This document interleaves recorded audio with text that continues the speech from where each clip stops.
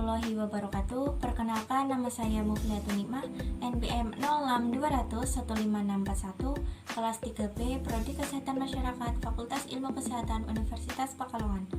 Di video kali ini saya akan menjelaskan materi saya mengenai airborne disease, mata kuliah epidemiologi penyakit menular yang diampu oleh Bapak Dosen Jaya Maulana SKM MKes Epid. Nah, langsung saja kita simak video berikut ini. Definisi penyakit menular. Penyakit menular menurut Nato Atmojo adalah penyakit yang dapat ditularkan atau berpindah dari satu orang ke orang lain, baik secara langsung maupun melalui perantara. Penyakit menular merupakan penyakit yang disebabkan oleh transmisi infectious agent atau produk toksinnya dari seseorang atau reservoir ke orang lain. Karakteristik penyakit menular ini memiliki gejala klinik yang berbeda-beda sesuai dengan faktor penyebab penyakit tersebut.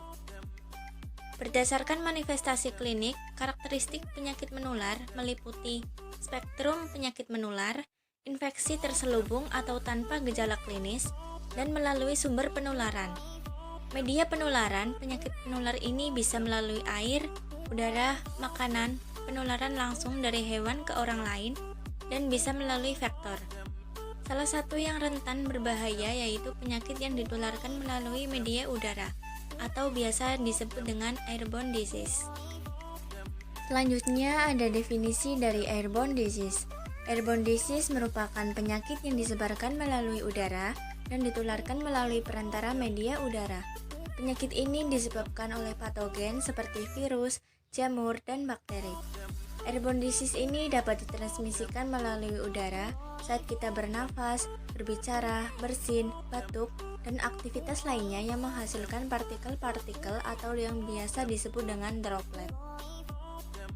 Contoh kasus dari airborne disease yaitu tuberkulosis. Tuberkulosis merupakan penyakit infeksi pada saluran pernafasan yang disebabkan oleh bakteri.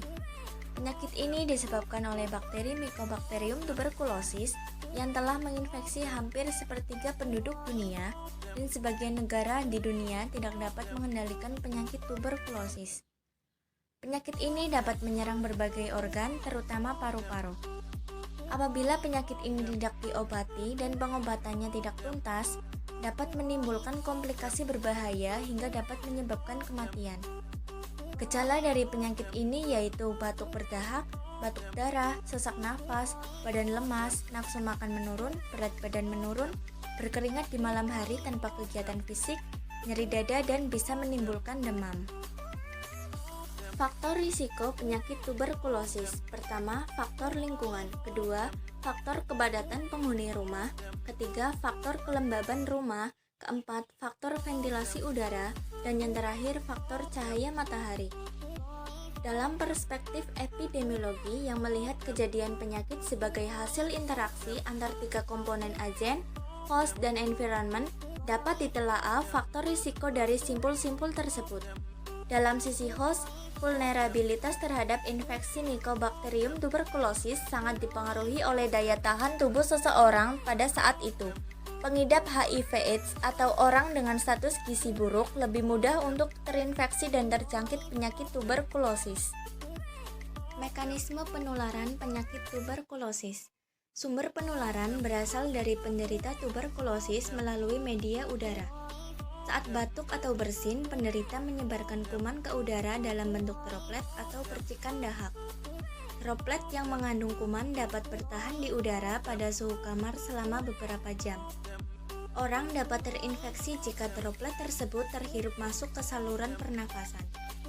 Kuman tersebut dapat menyebar melalui sistem peredaran darah, sistem saluran limfe, dan saluran nafas. Seseorang terinfeksi tuberkulosis ditentukan oleh konsentrasi droplet dalam udara dan lamanya menghirup udara tersebut. Faktor yang mempengaruhi kemungkinan seseorang menjadi penderita tuberkulosis adalah daya tahan tubuh yang rendah dan gizi yang buruk. Nah, ini merupakan distribusi frekuensi pada kasus penyakit tuberkulosis, dan dapat ditarik kesimpulan bahwa hasil penelitian menunjukkan bahwa karakteristik responden pada pasien tuberkulosis paru untuk umur paling banyak pada usia 51-60 tahun sebanyak 34 orang, sedangkan jenis kelamin laki-laki lebih banyak sebagai 65 orang, dan beragama Islam paling banyak 98 orang, dan pasien asal Gerobokan adalah terbesar sebanyak 27 orang. Cara pencegahan penyakit tuberkulosis ada 3, yaitu pencegahan primer, pencegahan sekunder, dan pencegahan tersier. Pencegahan primer meliputi mengkonsumsi makanan yang mengandung 4 sehat 5 sempurna, istirahat yang cukup, memperbaiki standar hidup, meningkatkan kekebalan tubuh dengan vaksinasi BCG, dan olahraga secara teratur. Yang kedua ada pencegahan sekunder, yaitu bisa melakukan dengan mengurangi kepadatan penghuni rumah, uji tuberkulin secara mantoks, mengatur ventilasi dengan baik agar pertukaran udara tetap terjaga, dan melakukan pemeriksaan setidaknya seminggu sekali untuk mengetahui keadaan tubuh diri sendiri.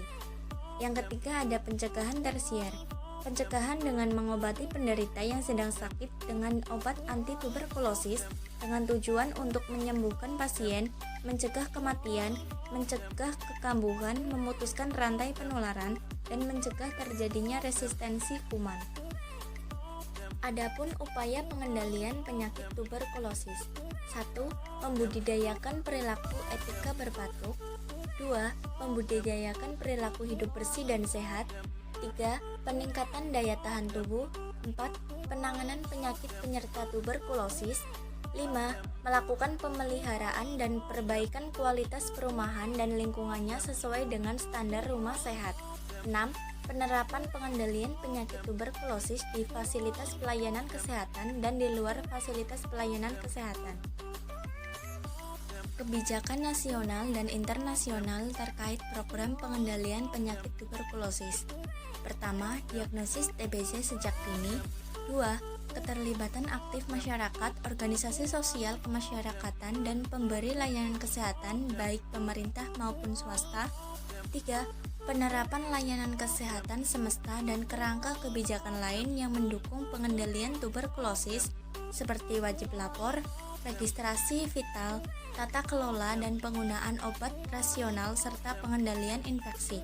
4. Jaminan sosial, pengentasan kemiskinan dan kegiatan lain untuk mengurangi dampak determinan sosial terhadap penyakit tuberkulosis. 5. Pengembangan riset untuk optimalisasi pelaksanaan kegiatan dan merangsang inovasi baru untuk mempercepat pengembangan program pengendalian tuberkulosis. 6. Penemuan, pengembangan, dan penerapan program pengendalian tuberkulosis yang cepat dan tepat. Yang ketujuh, komitmen politis yang diwujudkan dalam pemenuhan kebutuhan layanan dan pencegahan tuberkulosis. Itu dia pemaparan video tugas dari saya, kurang dan lebihnya saya mohon maaf. Terima kasih. Wassalamualaikum warahmatullahi wabarakatuh.